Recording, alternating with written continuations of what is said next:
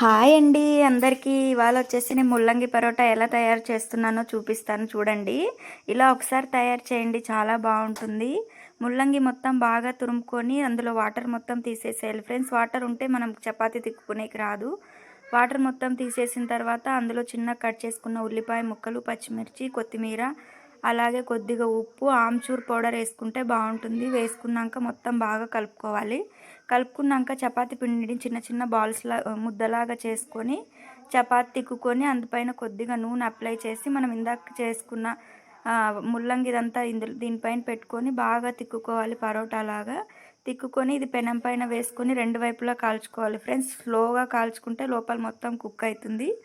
బాగా కాల్చుకున్న తర్వాత మనం ఇందులో పెరుగు తింటే బాగుంటుంది. పెరుగులోకి వచ్చేసి కొద్దిగా మిరియాల పొడి, ఉప్పు వేసుకొని పెరుగు కలుపుకొని ఇందులో నంజుకొని తింటే చాలా బాగుంటుంది. ఇలా ఒకసారి